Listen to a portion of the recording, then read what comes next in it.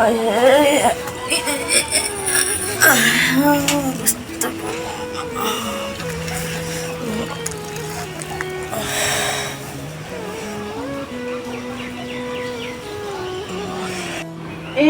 आमा आउनुभयो?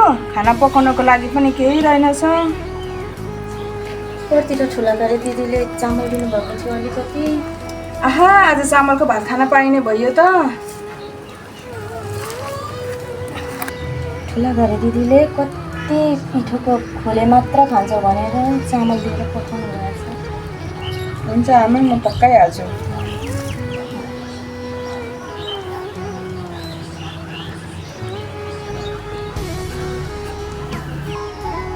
ए छोरी चामलमा अलिक धेरै पानी हालेर बनाउनु ल, भोलि पनि खानालाई चाहिन्छ।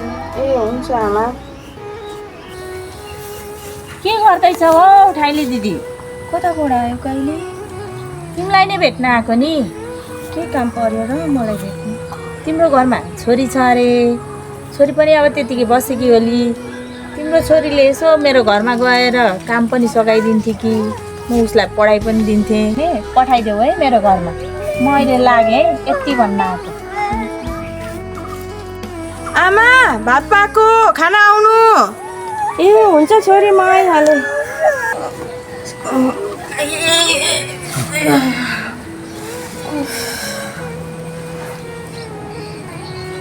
छोरी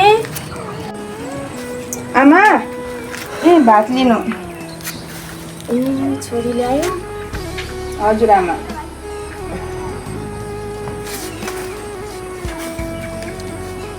आज त कति दिनमा चामलको भात खान पाइयो।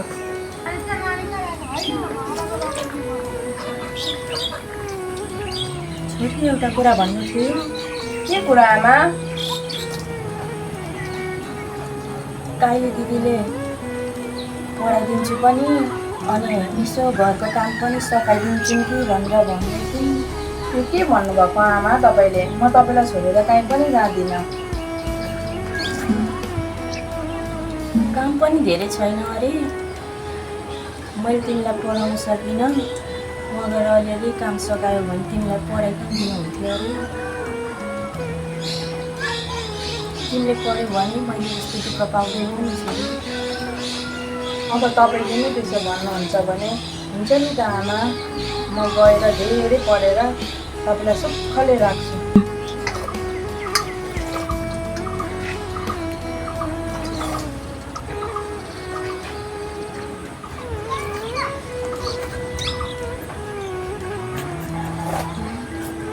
कति मिठो भयो नि आमा, सधैँभरि यसरी चामलको भात खान पाउँदा त साह्रै मजा आउँदो रहेछ नि।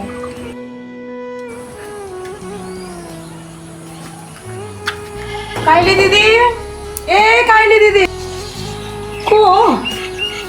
ए हाइलीकी छोरी भुकुन्डी आएकी। आइज आइज भित्र आइज, लुगा त्यहाँ राखेर खाजा बना ल।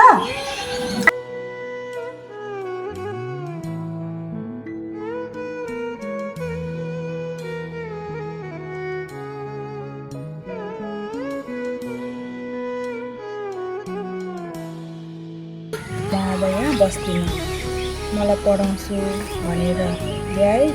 अहिले आएर मलाई पढ्न पनि थिएन। मैले मेरो एक्लै आमालाई छोडेर आएँ। अब म यो घरमा बस्दिनँ, म आफ्नै घर जान्छु।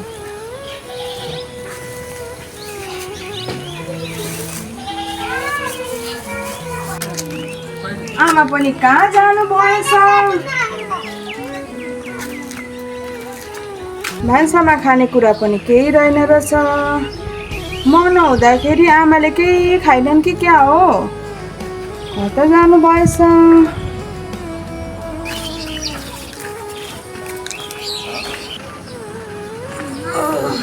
ए छोरी पो आइज, कतिखेर आयो बा? भर्खर आएको आमा। अब म त्यो घर सधैँको लागि छोडेर आएँ नि। किन हो छोरी? त्यो कुरा म पछि भन्छु, पहिले भित्र हिँड्नुहोस्। बिस्तारो बिस्तारो। आमा अब म पनि विदेश जान्छु। विदेशमा धेरै पैसा हुन्छ अरे। अब म विदेश गएर तिमीलाई सुखले राख्छु नि। खोइ छोरी मान्छे विदेश जानु राम्रो हुँदैन भन्छन् छोरी। विदेशमा पनि साह्रै दुःख हुन्छ भनेर भनेको सुनेको छु। खान पाइन्छ कि पाइँदैन? ठुली र बुझ्ने भए आमा, मेरो पिर नल्याऊ। म विदेश गएर धेरै पैसा कमाएर तिमीलाई सुखले राख्छु। खोइ छोरी, विदेश जाँदाखेरि धेरै पैसा लाग्छ भन्छन्। हामीसँग बिहान बेलुकाको छाक टार्नै हामीलाई गाह्रो छ। होइन आमा, तल्ला घरे दिदी पनि जान आँट्नु भएको रहेछ। दिदीले मलाई भन्नुभएको विदेश जान अहिले पैसा लाग्दैन अरे आमा। खोइ छोरी, अब के गर्छ वै? हुन्छ आमा, म विदेश गएर तिमीलाई सुखले राख्छु। ठुलो घर बनाएर राख्ने सपना छ। म त्यो सपना पुरा गर्न विदेश जानै पर्छ आमा।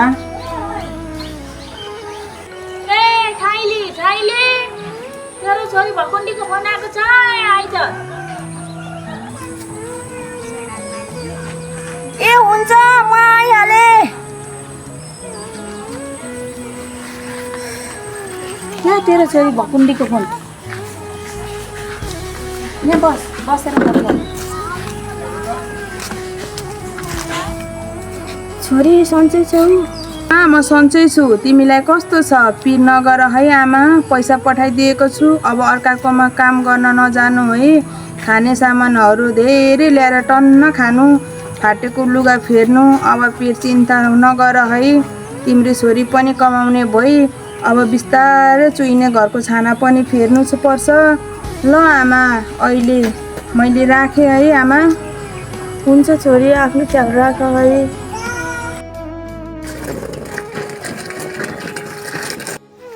आमा, म आएँ आमा। अब तिमीले दुःख गर्नु पर्दैन। तिम्रो छोरी पनि धेरै पैसा कमाउने भयो नि आमा। थाहा छ विदेशमा त कति राम्रो हुँदो रहेछ नि। मैले सहरमा घर किनेको छु। अब तिमीले यस्तो भुखरीमा बस्नु पर्दैन आमा। अब तिमीलाई म सहरमा लगेर सुखले राख्छु। हो नि आमा, मैले सहरमा घर किनेको छु। अब तिमीले खोले भात खानु पर्दैन आमा। अब सधैँभरि चामलको भात खान पाउनेछौ आमा। नरौ न आमा, नरौ।